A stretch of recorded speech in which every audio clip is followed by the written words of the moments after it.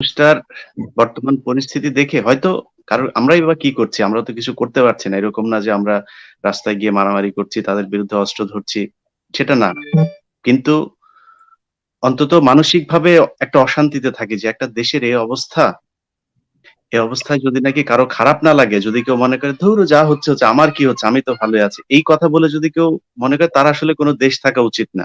তার ওই রোহিঙ্গাদের মতো ওইভাবে আরেক দেশে গিয়ে থাকা দরকার।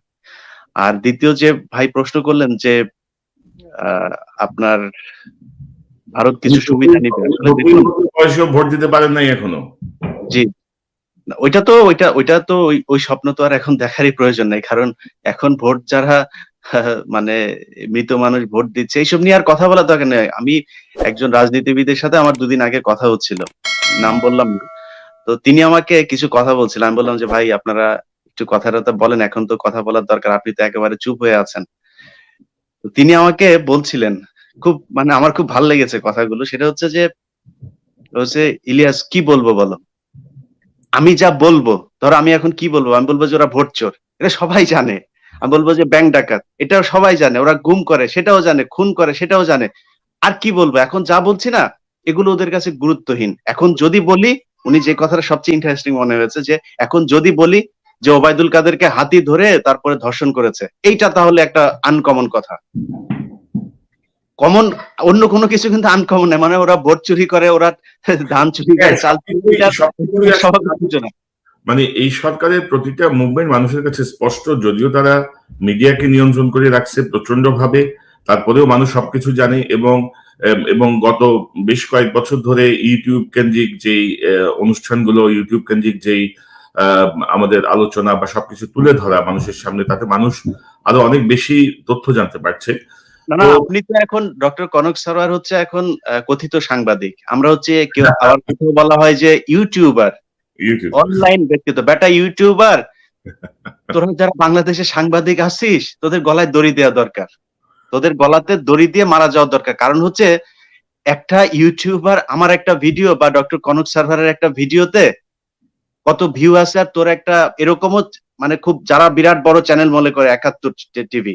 ৭১ টিভির ভিডিও আপনি যান তাদের ইয়েতে যান, ইউটিউব চ্যানেলে গেলে দেখবেন ৩৪ জন ভিউ হয়েছে। ১ সপ্তাহ আগের ভিডিও। ৩৫ জন, ১০০ জন, ১৫০ জন। ইউটিউবার তো তারা যাদের আমরাও ইউটিউব থেকে ইনকাম করি, তারাও ইউটিউব থেকে ইনকাম করছে বাংলাদেশের চ্যানেলগুলো। অতএব তারা ইউটিউবার, আমরাও ইউটিউবার মেনে নিলাম। তো ইউটিউবার তোরা আমার চেয়ে কম দামি ইউটিউবার। আমি তোর চেয়ে বেশি দামি। ইলিয়াস, এই ব্যাপারে আমি একটু বলতে চাই, ইউটিউব থেকে আমাদের যে ইনকামের যে জায়গাটা সেটি অনেকটা গৌণ। মুখ্য কারণ হচ্ছে আমি এবং আমরা কিন্তু আমাদের কপিরাইট ক্লেম কখনোই করি না। আমাদের সবকিছু কিন্তু ফ্রি, যার ফলে দেখা যায় যে এক একটা ভিডিও ১০০ জন ৫০ জন বিভিন্ন চ্যানেলে তারা ব্যবহার করছে, তারা সেটাকে মনিটাইজ করছে, তারাও ইনকাম করছে। তো আমাদের বিষয়টা হচ্ছে যে মানুষের কাছে তথ্যগুলো পৌঁছানো। তো আমাদের প্রচুর দর্শক আছেন। আমি আবারও আপনার কাছে ওনার কথাটা খুব ইম্পর্টেন্ট একটা প্রশ্ন করা। আমি ওই কথাটা একটু বলি। সেটা হচ্ছে যে উনি বলছিলেন যে ভারত এখানে দাঙ্গা ফ্যাসাদ তারপরে এগুলো করছে, এগুলো করে তারপরে বাংলাদেশ দখলের একটা পায়তারা করবে। আসলে আমরা কিন্তু দীর্ঘদিন ধরে বলছি যে ভারত যে একেবারে যে দখল করবে না তা না কখনোই, কিন্তু এই মুহূর্তে যেই পররাষ্ট্রমন্ত্রী বলেন যে বাংলাদেশের দুষ্টু আপনার ব্যবসায়ীরা তারা গিয়ে ওইখানে অস্ত্র-টস্ত্র নিয়ে তারপরে ভারতে গিয়ে গোলাগুলি করে, সেই গুলির ভয়ে হচ্ছে বিএসএফ তাকে গুলি করে। আর কি কিছু দরকার আছে? মানে ভারতের এর চাইতে ভালো ভারত যদি দখলও করে তাহলে ভারতের মন্ত্রী এত সুন্দর করে বলবে না তাদের পক্ষে। অতএব দখল করার আর দরকার নেই। দখল হয়ে গেছে। এটাতেও যদি আওয়ামী লীগের যেসব লোকজনের মনে হয় যে বাংলাদেশ এখনো দখল হয় নাই, তাহলে তার সমস্যা আছে। এই সমস্যাটা আমাদের না। জি, ইলিয়াস, ধন্যবাদ। আমি আবার আসছি আপনার কাছে। আমাদের সঙ্গে যোগ দিচ্ছেন আমজাদ। আমজাদ, আসসালামু আলাইকুম। আসসালামু আলাইকুম। জি, ভাই শুনতে পাচ্ছেন? জি শুনতে পাচ্ছি। আমজাদ সাহেব বলুন আপনার। এই শতকের মুক্তিযোদ্ধাদের আমার মন থেকে শ্রদ্ধা এবং নববর্ষের শুভেচ্ছা জানাচ্ছি। আসলে আমার কাছে আজকে ঈদের দিনের মতোই মনে হচ্ছে। ছোটবেলায় ঈদে অনেক বেশি খুশি হইতাম, মনে হয় আজকে এর থেকেও বেশি খুশি লাগতেছে আপনাদেরকে দেখতে পাচ্ছি।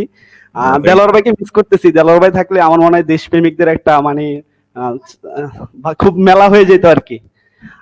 আসলে দেশ নিয়ে মধ্যরাতীয় নির্বাচন সরকার নিয়ে বলতে চাচ্ছি না, কারণ এটা নিয়ে অনেকবার বলছি, অনেক শুনছি, আপনারা সবসময় আলোচনা করেন, এক প্রকার বোর হয়ে গেছি আর কি। তো আপনাদের মতো আমরাও আশা করছি, যেমন শেখ হাসিনা বা বর্তমান সরকার আগে বলতো ওনাদের টার্গেট ছিল ভিশন 2021, এখন সেই ভিশন 2021 চলতেছে, হোপফুলি এটার এন্ড হবে। আপনাদের মতো আমরাও আশা করতেছি ইনশাল্লাহ। আপনারা যেটা জি, স্বপ্ন ধন্যবাদ। দেখতেছেন আপনাদেরকে আমরা এয়ারপোর্টে রিসিভ করবো ইনশাল্লাহ। ধন্যবাদ আমজাদ সাহেব, ধন্যবাদ। আমরাও অধীর আগ্রহ অপেক্ষা আসসালামু আলাইকুম ইলিয়াস ভাই। দেশে ফিরে যেতে ইনশাল্লাহ 2021-এ সেটি সম্ভব হবে আমরা আশা করি। এবং আমরা এই 2021-কে কেন্দ্র করে আমরা বেশ কিছু নতুন পরিকল্পনা করছি। আমরা আশা করছি ইউটিউব চ্যানেলের পাশাপাশি একটি অনলাইন টেলিভিশন, যেটি আমি এবং ইলিয়াস ইতিমধ্যে কথা বলেছি, একটু পরিকল্পনা আমাদের আছে। পাশাপাশি মেজর দেলোয়ার, কর্নেল শহীদ, ডক্টর পিনাকি ভট্টাচার্য, ডক্টর তাজ হাশমি, সবাইকে নিয়ে আমরা আপনাদের সাথে সরাসরি কথা বলার মতো বেশ কিছু অনুষ্ঠান করব, সেই পরিকল্পনা আছে। জনাব মোজাম্মেল হক, আসসালামু আলাইকুম। ওয়ালাইকুম জি, আসসালাম, আসসালামু আলাইকুম। কেমন আছেন? আলহামদুলিল্লাহ ভালো আছি। আমি সিঙ্গাপুর থেকে বলতেছিলাম। জি। স্পেশালি আপনাদের দুজনকে একসাথে পেয়ে আসলে ভীষণ খুশি। আমি আসলে বিশ্বাস করতে পারতেছি না যে কথা বলতেছি। যদিও আপনাদের প্রত্যেকটা কথার সঙ্গে আমি সবসময়ের জন্য সম্মতি গ্রহণ করি, বিকজ এটা আপনাদের নৈতিক কথা এবং যুক্তিসঙ্গত কথা। দেশের জন্য এই মুহূর্তে আমি মনে করি আপনাদের মতো এত বড়, আমি এক কথা মনে করি যে সবার জন্য আপনার এই দেশের গণতন্ত্রের পুনরুদ্ধারের জন্য আপনার এক একজন সেনাপতি, আর জি, আমরা ধন্যবাদ। হচ্ছে সেই সৈনিকের ভূমিকা পালন করবো ইনশাআল্লাহ আপনাদের সঙ্গে সবসময়। তবে জি, সার্বিকভাবে ধন্যবাদ। 2021 সালে আমি একটা জিনিস আশা করি, যে আমরা যে স্বপ্ন দেখি আপনাদের মাধ্যমে, আপনাদের আলোচনার মাধ্যমে, সেই স্বপ্নের বাস্তব রূপ দেখতে চাই। এবং তার জন্য যেগুলো মানুষকে, বা কি বলা চলে, যে সত্যকে প্রকাশিত করার মাধ্যমে মানুষকে জাগ্রত করা, যে ঘুমন্ত জনগণকে একটু জাগ্রত করা, যে আমরা ঘুমাইতে ঘুমাইতে নিঃশেষ হয়ে যাচ্ছি দিনের পর দিন। জি, ধন্যবাদ। আমাদের জাগ্রত হওয়া উচিত। এবং আমাদের যেমন দায়িত্ব আছে, তেমনি আপনারাও আপনাদের স্ব অবস্থান থেকে আপনাদের আত্মীয় স্বজন, বন্ধু বান্ধবকে নিশ্চয়ই জাগ্রত করবেন, তারাও সাহসী ইনশাআল্লাহ। ভূমিকায় যেন অবতীর্ণ হয়। আপনাকে অসংখ্য ধন্যবাদ। জনাব হিশাম, আসসালামু জনাব আলাইকুম। হিশাম, আসসালামু আলাইকুম, কেমন আছেন? জি ভালো আলহামদুলিল্লাহ। আমি ঢাকা থেকে বলছিলাম, আমি একটা স্টুডেন্ট মানুষ। তো আমার যে প্রশ্নটা সেটা হচ্ছে যে এই সরকারের মানে আমি কোনো রাজনৈতিক দল করি না, এমনি যে একজন সাধারণ নাগরিক হিসেবে প্রশ্ন করছি যে এই সরকারের যদি কোনোভাবে পতন হয় তাহলে পরবর্তী সরকার কোনটা হবে? যদি বিএনপি হয় তাহলে তারা কি ভারতীয় আধিপত্যবাদকে মোকাবেলা করতে পারবে? আপনি দেখুন মানে বর্তমানে কিন্তু তাদের প্রত্যেকটা জায়গায় জায়গায় সেক্টরে সেক্টরে তাদের অবস্থান। তা আবার তখন আবার এমন হয়ে যায় যে গাদ্দাফি যেমন স্বৈরাচারের একটা পতন হওয়ার পরে গাদ্দাফি লিবিয়া একেবারে শেষ করে দিচ্ছে। এখন মানে ওরকমের কিছু না হয়ে যায়, মানে আমি একটু এই সম্পর্কে একটু ক্লিয়ার জি ধারণা। জি জি, ধন্যবাদ ধন্যবাদ ধন্যবাদ জনাব হিশাম। ইলিয়াস, এটি একটি গুরুত্বপূর্ণ প্রশ্ন, যে সবচেয়ে গুরুত্বপূর্ণ প্রশ্ন হচ্ছে হাসিনার পতন, স্বৈরাচারের পতন, এবং বাংলাদেশের মানুষই তখন ঠিক করবে অন্তর্বর্তীকালীন কে চালাবে, ইলেকশন কিভাবে হবে, সবকিছু মিলে। আপনি খুব সংক্ষেপে 10 সেকেন্ডে একটা মন্তব্য চাই আপনার।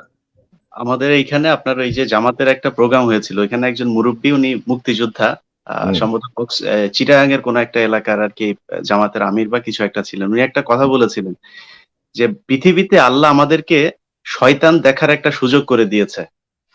ধরুন পৃথিবীতে যত শয়তান আছে এই সব শয়তানকে এক জায়গায় এনে একটা সংগঠন করেছে এবং সেই সংগঠনের নাম দিয়েছে আওয়ামী লীগ। এই সরকার পতন হবার পরে যদি শয়তানও আসে তাও এর চেয়ে ভালো হবে, এটা কনফার্ম থাকেন। সো এরপরে কি হবে এটা চিন্তা করার দরকার নেই, এটারে পতন হইতে দেন আগে। জি জি, ধন্যবাদ। জনাব আবিদুর রহমান, জি, আসসালামু আলাইকুম, কোথা থেকে বলছেন? জি আমি কুয়েত থেকে কইলাম ভাই, আপনারা কেমন আছেন? ভালো আছেন? জি, আছি আলহামদুলিল্লাহ। আসসালামু আলাইকুম। জি, ওয়ালাইকুম আসসালাম। 2021 ভাই, কোন প্রত্যাশা? কুয়েত থেকে 4 জন আছি ভাই, আমরা 4 জনের একটা কথা উনথা। জি বলেন বলেন। বলেন। জি ভাই, মাথায় না। আসসালামু আলাইকুম। জি, ওয়ালাইকুম আসসালাম, ভালো আছেন? ভালো, আপনারা ভালো আছেন? জি, আছি। আপনাদের কোনো জিজ্ঞাসা আছে?